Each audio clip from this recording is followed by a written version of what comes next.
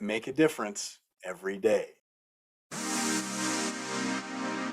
Welcome to Agency for Change, a podcast from KidGlov that brings you the stories of change makers who are actively working to improve our communities. In every episode, we'll meet with people who are making a lasting impact in the places we call home.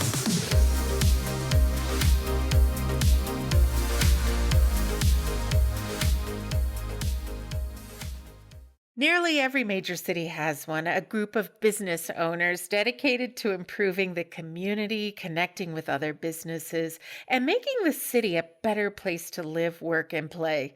I'm talking, of course, about the Chamber of Commerce. And today I'm speaking with the president of the Lincoln Chamber, a man who accepted the role at the end of January, but is already doing great things to make our city a little bit better every day. Hey everyone, this is Lynn Weinman, President and Chief Strategist at KidGlov. Welcome to another episode of the Agency for Change podcast. Today's guest is Jason Ball, President of the Lincoln, Nebraska Chamber of Commerce, which as Lincoln's lead business organization works to bring voices together, grow the city, and help move it forward. Jason, welcome to the podcast. Thanks so much, Lynn. I'm thrilled to be here today. It is so great to have you back in Lincoln, Nebraska. And Jason, can you help our listeners understand the role of the Chamber of Commerce by explaining what it does, how it helps the community? We've all heard of chambers of commerce, but give us a bit more. Yeah, so the easiest way I can put it is we are the primary driver for economic vitality in all of Lincoln, Nebraska, and our MSA and in this county. And so, Jason, what does economic vitality means? That means that Lincoln can be a great place to start a new business if you're an entrepreneur, if you're an existing business, to grow that business, to access more market shares and compete more competitively in your market, locate a business here, or bring new entertainment industry to Lincoln, so that we're bringing more visitors into the community that are buying things and participating in things here. When you think of an economically vibrant place, it's our responsibility to be driving that conversation to make Lincoln a place where that can happen. And the other part of that is at the end of the day, we are a group of businesses that decided to get together ages ago. Yeah. Because they knew they could accomplish more together than they could separately. And they understood that having a growing economy is going to be good for their businesses down the road. Those are the two ways I explain it. I love that. Jason, I'm going to tell you thank you, being an entrepreneur and a business owner and a person who's lived a long, happy life in Lincoln, Nebraska. I'm going to thank you for all of that because I feel that vitality. And what I love is when you bring people to Lincoln who have never been there before, often their reaction is, wow, it's wow, and some great things happening in Lincoln, Nebraska. And so this next question might create a little controversy, but I feel like I have to ask, as someone who's familiar with so many businesses in Lincoln, do you have any favorite spots for food or drink or entertainment that you want to highlight? Yes, I do. But Lynn, as you're well aware, I wear everybody's hat in town. Yeah, 100%. I can tell you, if you are an ice cream store in Lincoln, Nebraska, I have been inside and sampled your products. Coffee here is amazing. Local beer has changed in the past 10 years since I've really has. It really has. So, no, I do it all. I think my answer will be very safe and chambery in saying that Lincoln is an amazing community when it comes to food. And I will tell you, having lived, well, most recently in the Austin metro area, yeah, when we moved down there, I thought, this is going to be great. There's going to be great food options. And there are, but I will tell you, Lincoln outperforms the Austin metro in my estimation in many, many ways. Wow. And in many food genres. So we outkick our coverage. I think we do great there. I love that. That is a perfect and very chambery answer right there. So you've spent some time, you mentioned Austin, you've spent some time in many growing metropolitan areas. From your perspective, how is Lincoln and the issues it faces similar and different from some of those cities? So, you know what? I'll start with the differences if I can. And I will say one of the big differences that really plays to our advantage is the way we approach economic vitality building in Lincoln Yeah. is we're organized better. We have the CVB, our Convention and Visitors Bureau, which is the arm of the organization that brings visitors into the community, housed along with the chamber and the what's called the Lincoln Partnership for Economic Development. And it is the public-private partnership entity that is responsible for the entrepreneurship and new business recruitment and local business assistance. And yes, we do a whole lot of local business assistance, all housed within the chamber. So all those three core business-focused entities all answer to not exactly the same board, but some similar entities. They're all tied together through the chamber. None of them could really operate independently in any meaningful way. And that's good because you want those efforts coordinated. And so that's one of our biggest differences is just how organized we are here. You know, when it comes to, maybe some similarities, it's the workforce pinch. Yeah. And I know nobody listening to this right now, if you're in Lincoln, really wants to hear me say that, look, workforce is tough, but it's the same everywhere else. But that really is the honest truth. Doesn't make whoever's listening to this saying, gosh darn it, do something about this Right. workforce issue. Doesn't make their challenges any less painful to address. But every large major metro you go into, definitely in the Austin metro, the first thing every employer is going to tell you is they're having trouble holding on to their people or getting the new people. Yeah. And so it doesn't matter how fast you're growing, it's the pace of the national economy and certainly the pace of the growth of Lincoln's economy is going faster than what our population base can keep up with. And we can have a more detailed workforce conversation later if you want. But That could be a that's probably the biggest. whole episode all by itself, right? And I'm sure you're just talking about it every day. One thing I've even noticed, Jason, related to workforce, now that remote work is so popular, my employees are being recruited by people from Austin and Denver and Kansas City coming in. The secret's out that Lincoln produces a great workforce and people are coming in and stealing. Yeah, the economics of workforce have really changed. And by that I mean these cheap and easy tools like Zoom and Teams that we're all Yeah. using with some regularity. They're powerful, they do add value for business, but for decades and decades, one of our competitive advantages in Nebraska and Lincoln, it was just the fact that labor and workforce and the cost of living for that labor and workforce is just lower than in other areas like a California. And so now speed up time, if I'm a California company today and I can get the quality of work in business services, marketing, creative, software design, certainly industries like that. If I'm a California company, I can try to find somebody who lives in Lincoln, has a job in Lincoln doing that exact same work. I can pay them maybe 70% of what that employee would cost me and if they were living in California. But that 70% of a California wage might be actually double what they're making Yeah. in Nebraska. And so we're going to see some approaches towards, I think, wage parity nationally over a long period of time, specifically because of these tools. And that's going to change how economic development and economic vitality building work in the future. It's a little mind-boggling. Actually, we even benefit, and I know many other companies in Lincoln benefit from that as well, because we can go contract with clients in other states, and our cost to them is less expensive because our cost of doing business in Nebraska is less expensive. So it's Yeah. actually a competitive advantage for us. So I'm curious about something. I always like to know, how do people get to where they are? And I'm curious, what ignited your passion for being involved in the community from something like the chamber? Like, is this something you always envisioned for yourself? No, no. I don't think I've ever met anybody, certainly in economic development work, which is how I got my start in the chamber industry. and certainly in the chamber industry in general, no one gets into this on purpose. No one goes to college saying, I'm going to be an economic developer. No one comes out of college saying, I want to run a chamber someday. My background was in chemistry. What? Yeah, I got my start working for two Lincoln startups that were chemistry companies.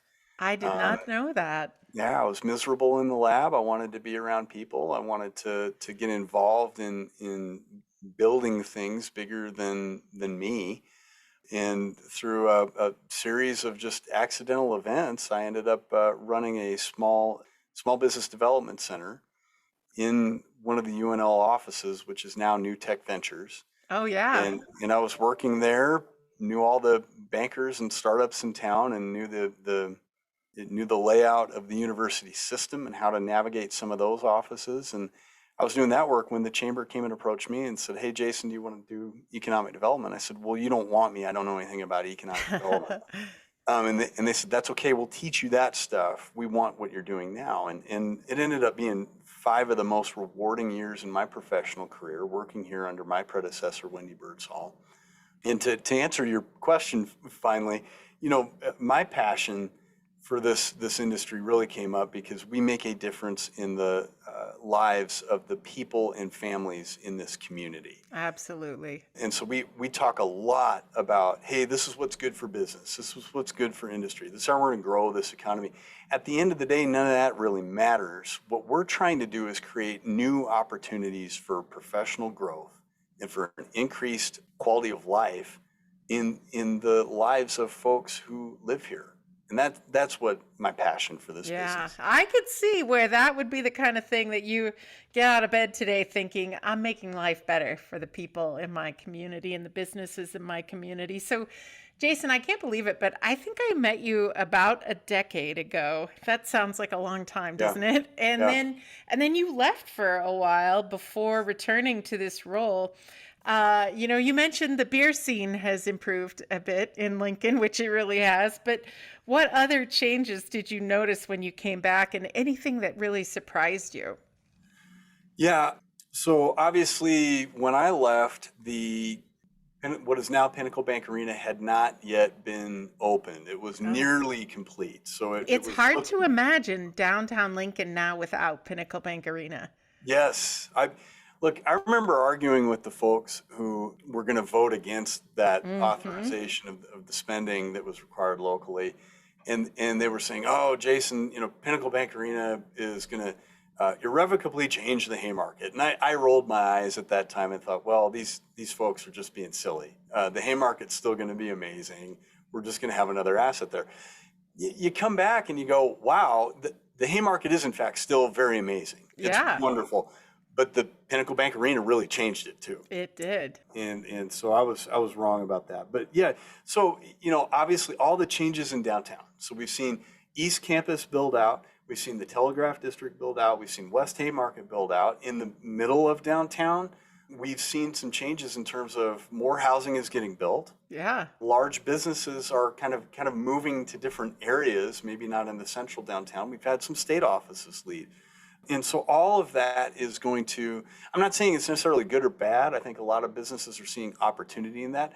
I'm still looking for what that's going to mean in the net impact to our economy as the relative changes to residential versus business and commercial in downtown change. Yeah, my husband and I talk frequently that if we were in our 20s again, it would be really fun to live downtown, right? And be near all the fun and just in the middle of it all. And that really wasn't an option back in the day. So I think that's really great to see that happen. So as a follow-up to that last question, I'm curious, what you've been doing over the last 9 years and how those experiences of living and working in other cities have impacted you and prepared you most for your current role.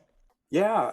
So I left, for folks that may not know, I left Lincoln. I was the director of business development for the Lincoln Partnership for Economic Development.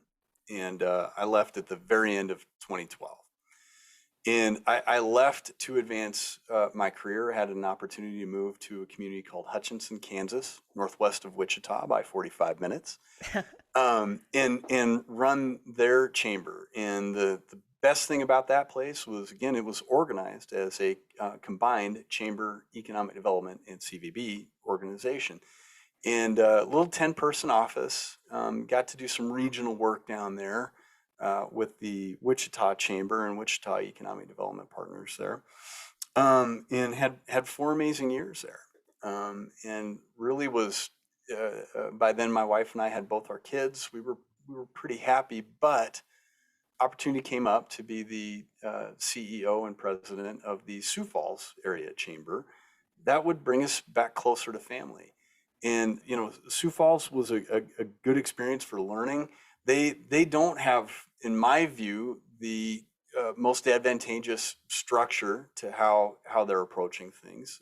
That community is full of great people and good businesses that are doing some, I think, important work. And regionally, obviously, they're an important area to learn from. But it just, Sioux Falls was not a fit for me and what I was trying to do with that organization. And so I ended up getting approached by a recruiter one day. It's, look, this opportunities come up in Round Rock, Texas. I said, where's Round Rock, Texas? Well, the immediate north suburb to Austin. And so Round Rock was fun because you get all of the fun things about Austin, but you're far enough away, so the bad things about Austin. That sounds lovely, Yeah, actually, right? Austin, one yeah, of the kind of hottest cities in America, but yeah, also some problems there. yeah, Big yeah. problems. Big challenges, and for all the fun reasons. And I think that's really what I took out of that experience there is, so for those that don't know, Round Rock's claim to fame is that is the home of Dell Technologies corporate headquarters. At its peak, it was 13,000 employees coming to work at Wow. the corporate headquarters daily. And so got to do a lot of corporate work down there. Had to do, the only time in my career I've really had to do urban economic development. And it's a very different game when you don't have, if you drive far enough in any direction in Lincoln, Nebraska, sooner or later you are going to hit a cornfield.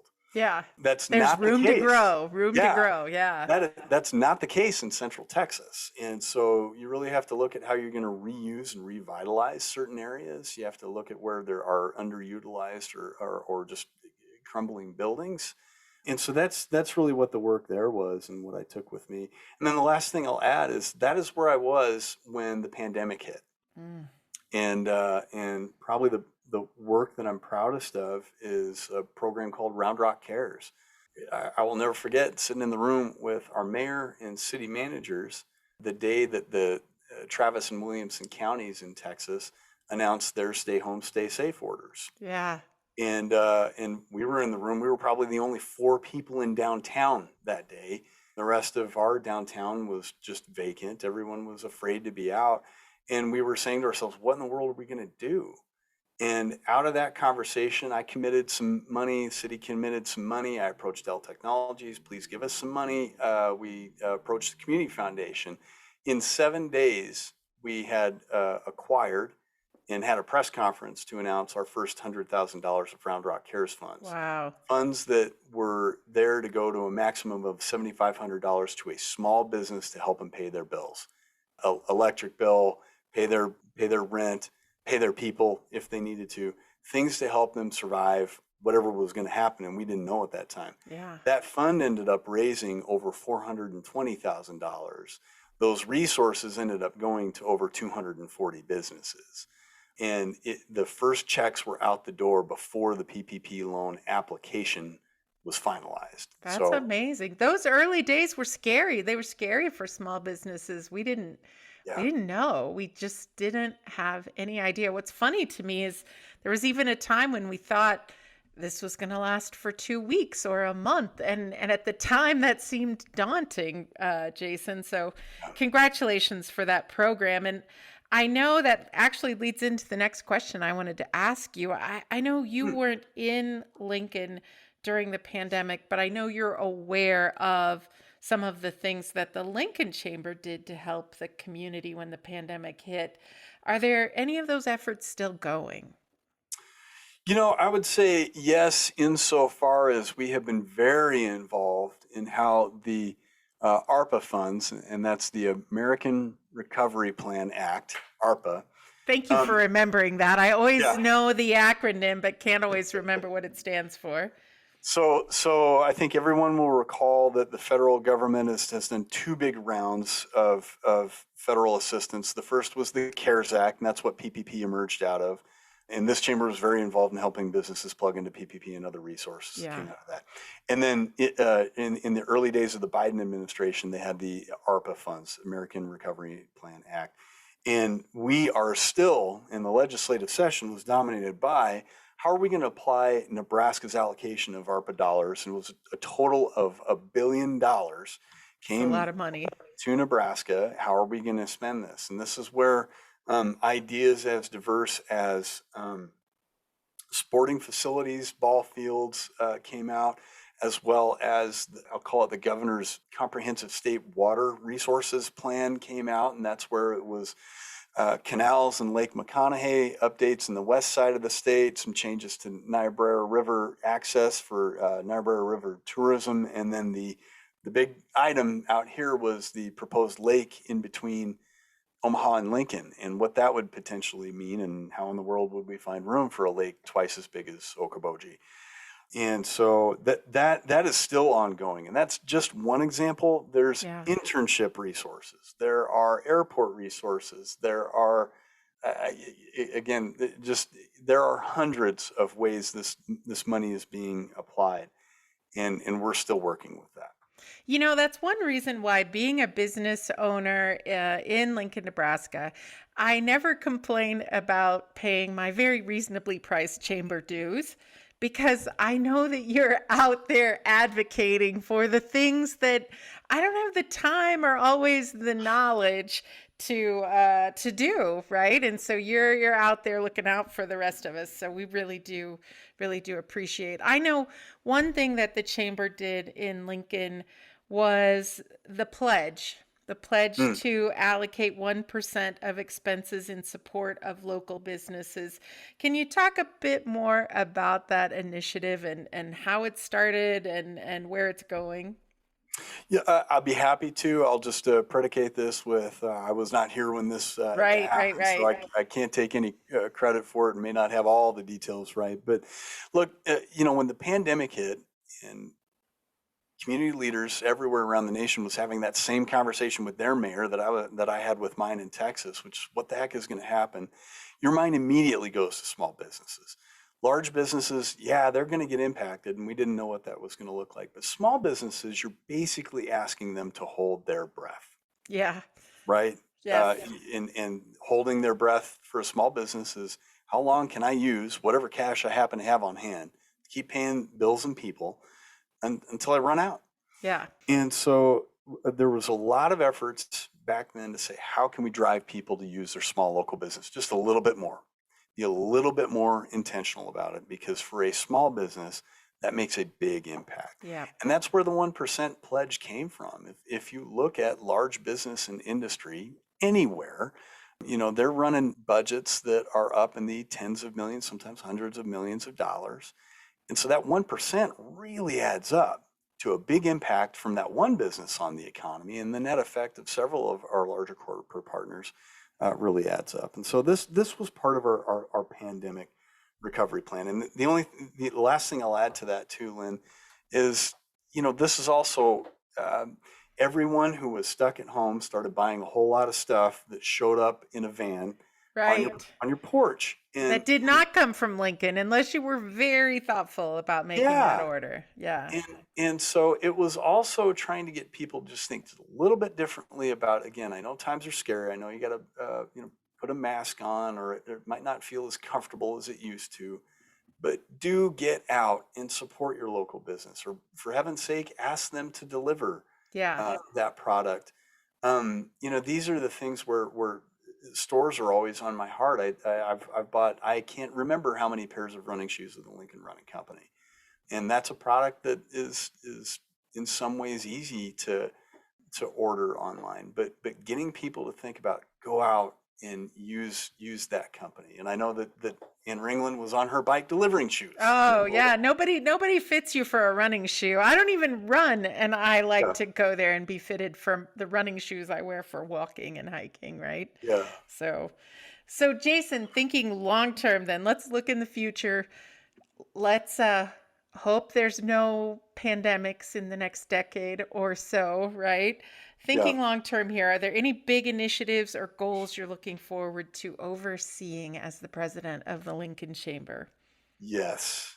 We've got some large ongoing projects, and these are recruitment projects for the most part. So I'm excited when I can speak about those more candidly in a public setting. We're also, and this has been out in the media, we've worked with a group called CSL that has made 5 recommendations about where a convention center might need to be located, generally in the downtown area. We still have, at the time of this recording, that we still have 5 options for that. All right. And we have not picked a preference, but it's going to be exciting to see that come to fruition. I'm very confident that's going to happen. And then I got to give Jeff Mull credit for leading that initiative, as well as the conversation about expanded sporting facilities, baseball fields for our community. That's going to help drive more tourism and be a local asset that we get to use. And then the last one I'll add is we are entering into this year a formalized, very robust strategic planning process. It will be a community-based strategic plan. And so we are looking at large community initiatives. Again, here I'm thinking about Pinnacle Bank Arena, Yeah. Antelope Valley Project, like large community infrastructure that we need to be thinking about to drive the community forward. And that can take a lot of different turns as well. It may include some of the things that we're talking about now. It may include other sporting facilities. It may include some more, I'll call it more boring stuff that's really important, like second source of water is a conversation that Lincoln is going to need to have. That's really boring until you run out of water, and then people get quite excited about it, right? Yeah. Just wait till you can't get a drink from the tap, and then that's going to be a pretty scary situation. And Yeah. communities that don't have appropriate amounts of water cannot grow. And again, we're here to drive economic vitality. Growth is implied in that. Absolutely. So those are the things that we're thinking about and excited about working on. I love the beginning of a strategic planning process where just everything is on the table, right? And you hit that point where it's kind of overwhelming because there's so many different directions we can go. But I'm excited to see what you and your team and the community do with that. So I am also excited to ask you this next question because it's my favorite question. Everyone who listens to the podcast knows this is my favorite question because I'm inspired by motivational quotes, Jason, and I would love to have a Jason Ball original quote to inspire our listeners. Well, the words that I've always tried to live by every day when I show up at the office is make a difference. I love that. If I could add it, make a difference every day. Mm. I have the great honor and pleasure and responsibility to show up and do my best to make an impact every day. And thankfully, does not just rest on my shoulders. We have an awesome staff team. We have an awesome board and leadership team and groups wrapped around us. But at the end of the day, what our stakeholders in the community are asking us to do is make a difference in growing the economic vitality of Lincoln. That's what I try to do every day. Good for you. That is honestly, that is fantastic. I think when you know you're making a difference, when you have that purpose behind you, whatever role you play, I think it just makes the day go by faster and the things that you do that much more exciting. It's also great to work with other people who are also committed to making a difference. So, Jason, for our listeners who would like to know more about your work, the Chamber of Commerce, what's going on in the city, how can they find out more? You can find everything under the sun about all the programs that we've talked about today if you go to lcoc.com, as in Lincoln Chamber of Commerce.com, or you can find it on Google. Lynn, thank you very much for sharing with everyone who's listening that our membership dues are quite reasonable. They are very reasonable. And so we would love to talk to anyone about becoming a member. If you want to have that conversation, I encourage those folks to contact Shannon Henke on our staff, and her information is on, again, lcoc.com. She can walk you through what those options might look like. Great. Thanks for making that link easy. And we'll have that in the show notes on the website as well. Jason, I have so enjoyed reconnecting with you and hearing about what you've been doing, hearing about what you've got up your sleeve for the future. As we wrap up our time together today, what is the most important thing you would like our listeners to remember about the work that you're doing? Oh boy, I think two things come to mind. One, this is an organization. We're the only organization in town that's tasked with this, of building economic vitality across all the ways we've been talking about it. So please know we are thinking big picture, and we are always looking for other folks who are thinking big picture to join us. And as an extension of that, Omaha is part of that picture with us. They're a partner, not a competitor. They are an asset to what we're going to be able to accomplish in Lincoln, and I think what we're doing in Lincoln is going to be an asset to them. And so that's what comes to mind.